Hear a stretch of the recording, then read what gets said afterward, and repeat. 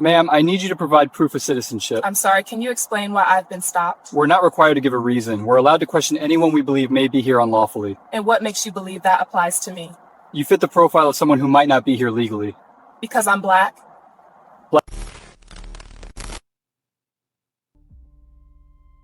Federal immigration officer Daniel Hargrove noticed a black woman driving a late-model sedan through a quiet suburban neighborhood and decided she stood out enough to justify a stop. There was no traffic violation, no alert from dispatch, no ongoing investigation. Still, Hargrove activated his unmarked SUV's emergency lights and radioed for backup. The woman pulled over calmly, her car stopping beside a row of maple trees just 2 blocks from her home. In the passenger seat sat her 6-year-old daughter, Naomi, clutching a purple backpack and staring silently at the flashing lights reflected on the windshield. Hargrove approached with 2 other agents fanning out on both sides of the vehicle. Their vests read ICE Immigration Enforcement in bold white letters. "Turn off the engine," Hargrove ordered. The woman complied immediately, placing both hands on the steering wheel. "May I ask why I've been stopped?" she said evenly. "We're conducting immigration checks in this area," Hargrove replied. "I need to see identification and proof of lawful status." The request landed heavily in the air. Naomi shifted in her seat, her small voice barely audible. "Mom, what's happening?" The woman glanced at her daughter and forced a reassuring smile. "It's okay, sweetheart." Then she looked back at Hargrove. "I'm driving my child home from school. I haven't broken any law. On what legal basis are you demanding proof of citizenship?" Hargrove's expression hardened. "We don't need a specific reason. If we suspect someone may not be here legally, we're authorized to ask questions." One of the other agents added, almost casually, "And you don't really look like you're from around here. If you're actually American, this shouldn't be a problem." The woman inhaled slowly. "My name is Dr. Layla Carter. I'm a United States citizen. I was born in St. Paul, Minnesota. My child was born here too. We live 3 streets over." "That's what everyone says," Hargrove replied. "Show me documentation or we'll take you in for verification." What Hargrove did not know was that Layla Carter was not just any civilian. She was a senior federal investigator assigned to a joint national security task force. She had spent over a decade working cases involving organized crime and domestic threats. She understood constitutional law better than most of the agents standing outside her window. And she understood exactly how dangerous this moment was, not for herself, but for her child. She also knew something else. Every word spoken since the stop began was being recorded. Earlier that afternoon, Layla had picked Naomi up from Maple Ridge Primary School just after 3:30 p.m. It was a Wednesday in early October. Cool, bright, uneventful. Naomi had spent the entire ride home talking about a science project involving paper planets and glue.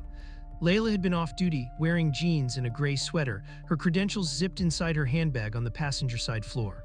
The car was registered in her name. Minnesota plates, clean record, nothing remotely suspicious, except apparently her skin. As Hargrove stood beside the door, one hand resting near the handle, Naomi began to cry quietly. Layla's voice remained controlled, but something in it shifted. "Agent," she said clearly, "I'm asking you again.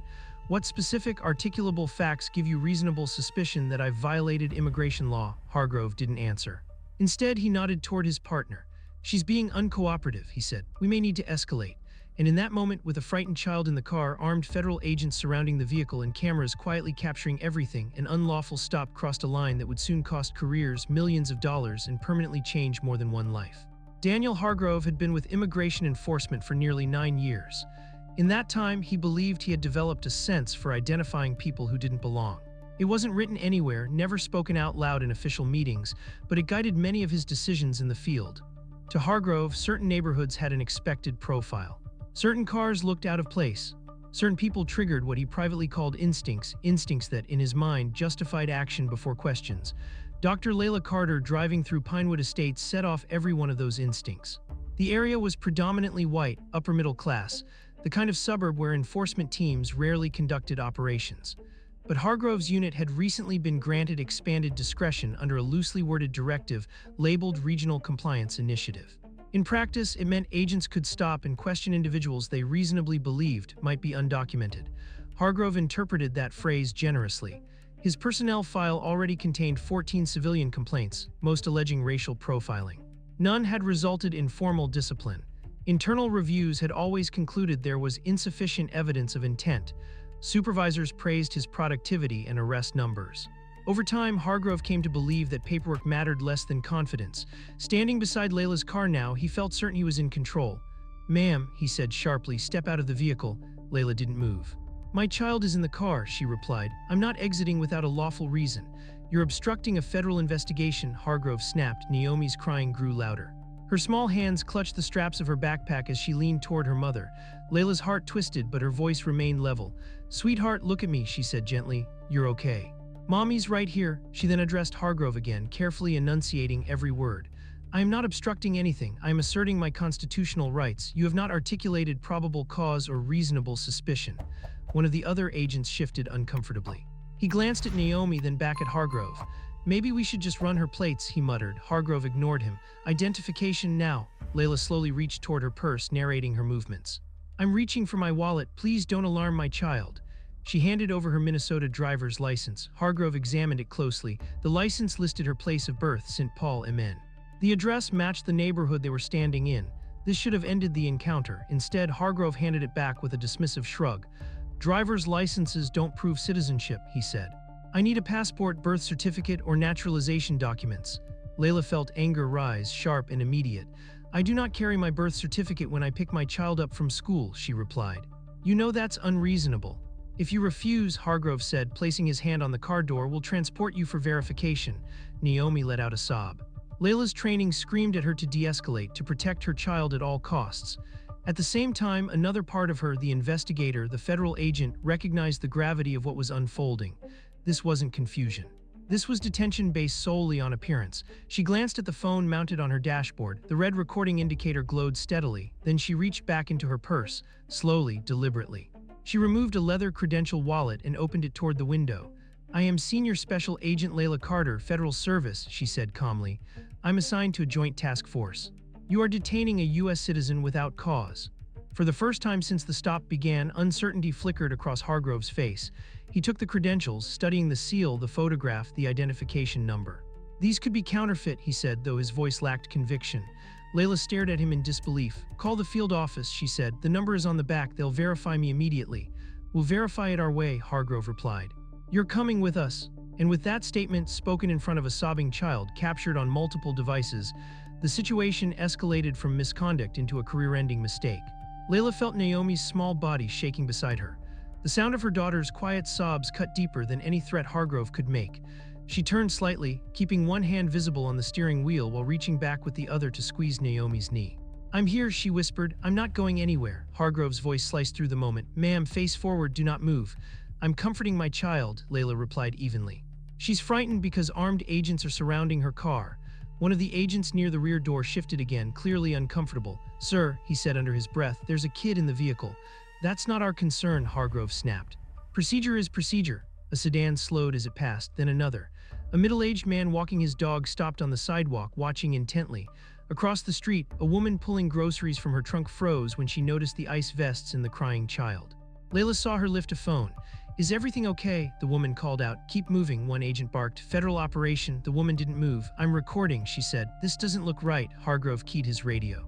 Requesting transport unit, one adult female for verification. Layla closed her eyes briefly. This was no longer just about her. This was about precedent, about power. About a 6-year-old learning in real time what authority could look like when it went unchecked. She reached for her phone again and dialed a number from memory, putting it on speaker. Carter, a voice answered after one ring. This is Layla, she said, her tone controlled but tight. I'm on Brookfield Lane with my daughter. ICE agents have stopped me without cause. They're demanding proof of citizenship and refusing to verify my credentials. They intend to transport me. There was a pause, then the voice hardened. Put one of them on the line.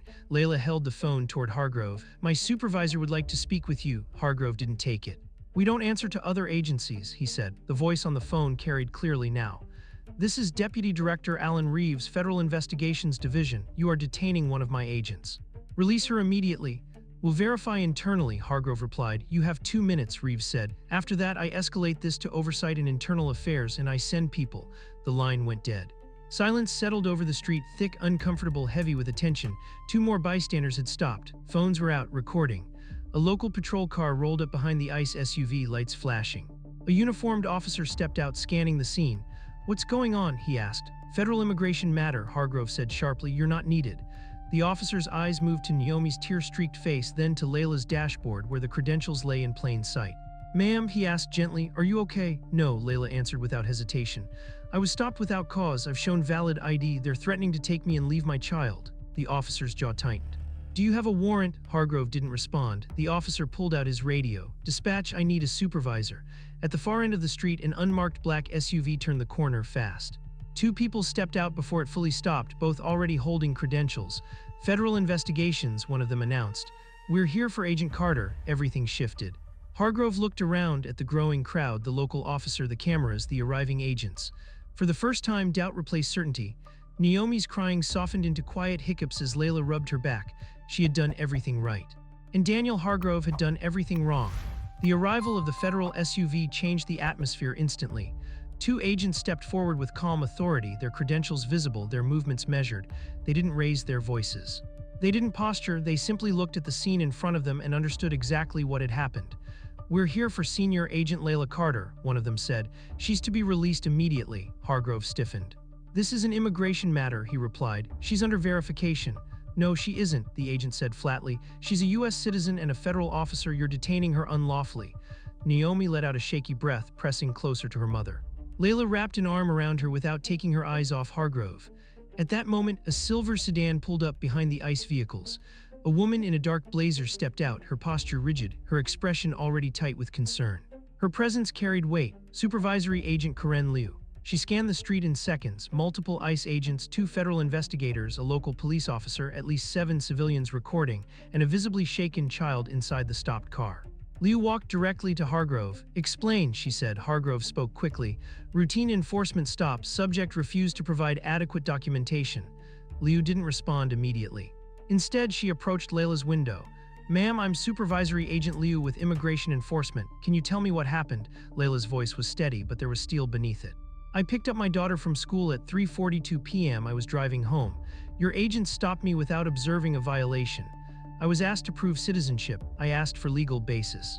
I was told none was required and that I didn't look like I belonged. I showed my driver's license. It was dismissed. I showed my federal credentials. They were dismissed. I was threatened with transport and separation from my child.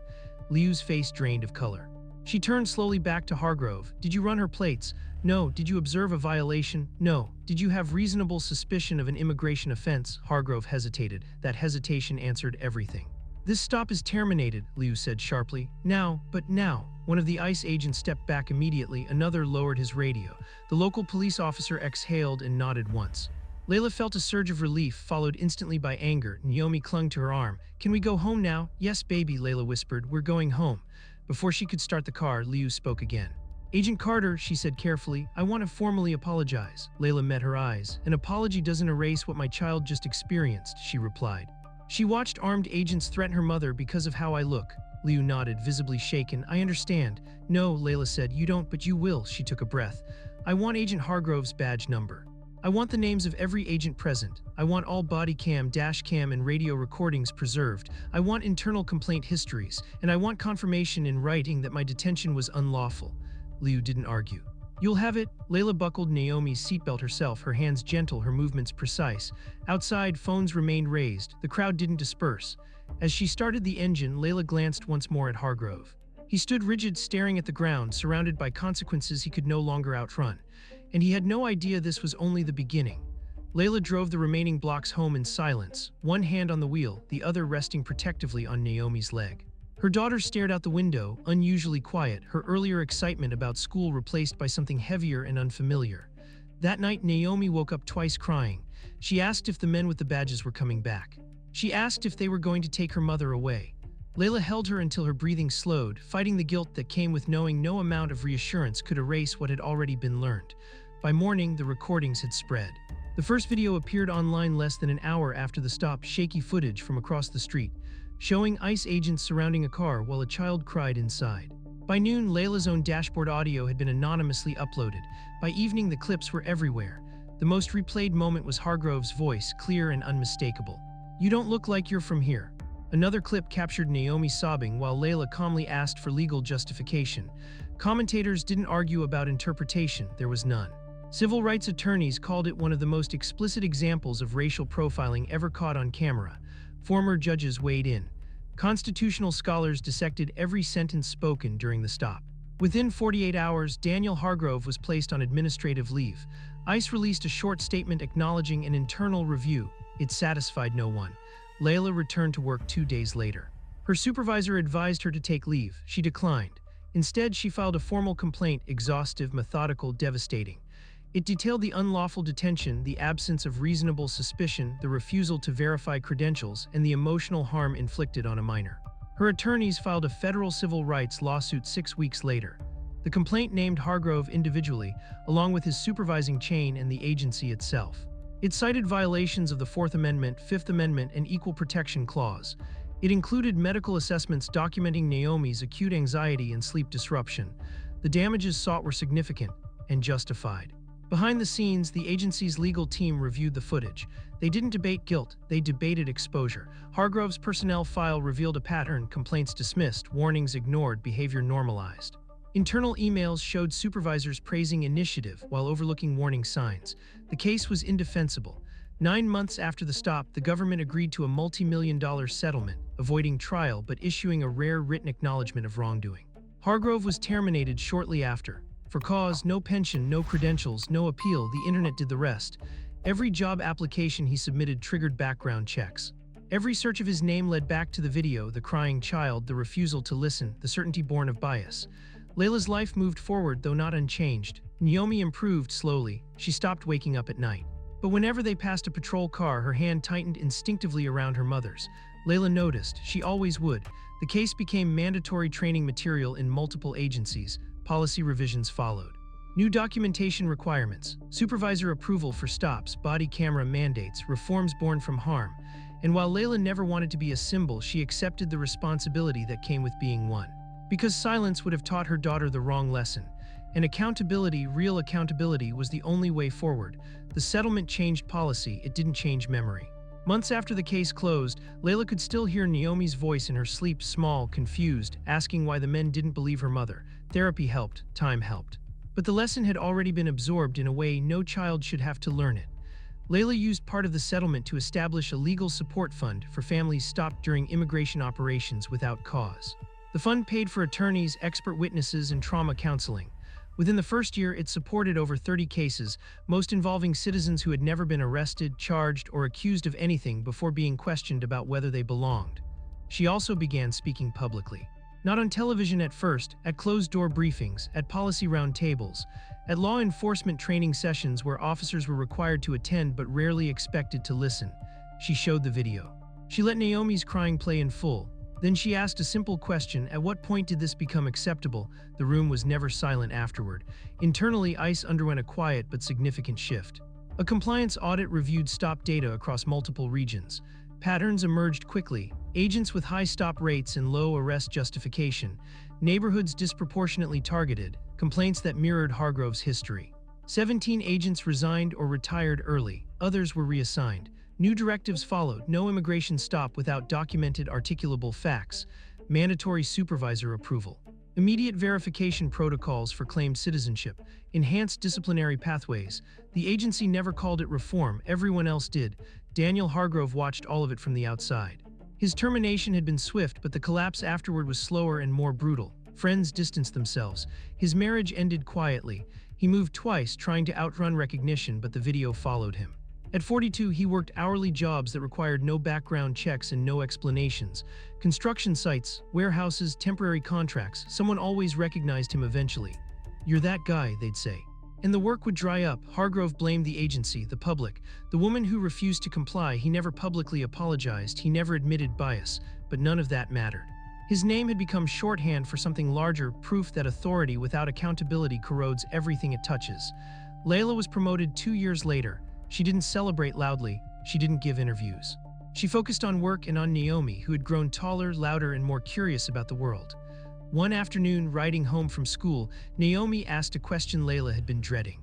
"Mom, did they stop us because I'm black?" Layla didn't answer right away. "Yes," she said finally, "they were wrong." Naomi thought for a moment. "But they got in trouble." "Yes, because you didn't let it go." Layla smiled softly. "Because we told the truth." 5 years after the stop, the video was still online, still used, still shared, not as outrage bait anymore, as evidence. Evidence of what happens when suspicion replaces law, when bias replaces procedure. When a badge replaces accountability. And evidence that fighting back calmly, lawfully, visibly can still change systems that insist they can't be changed. One part remained unfinished. Layla knew it. Because stories like hers weren't rare, they were just rarely recorded. The official reports would later describe the incident in neutral language: procedural failure, misapplication of authority, lack of reasonable suspicion. None of those phrases captured what actually happened on that quiet street. What happened was this: a child watched armed adults question whether her mother belonged in her own country. She learned in one afternoon that citizenship could be doubted, credentials dismissed, and truth ignored if the person speaking didn't fit someone else's idea of what American looked like. Layla understood that the case had changed policy, but policy doesn't heal fear. What healed Naomi was time, consistency, and watching her mother refuse to disappear into silence. Years later, Layla stood in front of a room filled with new federal recruits. Some were barely out of college, others had prior service. All of them were wearing badges for the first time. She didn't start with law, she started with the video. The room stayed quiet as Naomi's voice filled the speakers, small, trembling, confused. Some recruits looked away. Others leaned forward, uncomfortable but attentive. Layla let the clip end before speaking. "This wasn't a misunderstanding," she said. "It wasn't confusion, it wasn't a mistake corrected in time." She paused. "This was bias acting with authority." She explained how quickly power compounds when no one questions it. How easily procedure becomes a shield instead of a safeguard. How confidence, when left unchecked, turns into certainty and certainty turns into harm. She didn't name Daniel Hargrove. She didn't have to. Everyone knew. Outside the room, the world moved on.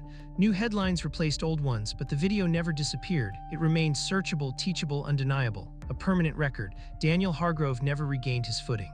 He applied for jobs under different variations of his name. He avoided cities. He avoided conversations. Still, someone always recognized him eventually. The internet did not forget, not because it was cruel. Because it remembered the child. Layla never told Naomi to be afraid of authority. She taught her something more precise. "Authority has rules," she said, "and when those rules are broken, it's okay to speak." Naomi grew older, stronger. More confident, she learned the law not as an abstract concept, but as something that protected people, when people insisted it do so. On the anniversary of the incident, Layla and Naomi did something simple. They drove the same route home from school. Nothing happened, no lights, no sirens, no voices demanding proof, just a mother and a daughter driving freely through their own neighborhood. That in the end was the point. Citizens do not need permission to exist. Children should never watch their parents be dehumanized. And when bias wears a badge, accountability must be louder. This story did not end because one agent was fired. It ended because someone documented the truth, refused to comply with injustice, and forced a system to confront itself. And that is how change actually happens. Not quietly, not comfortably, but visibly, so it can never be denied again.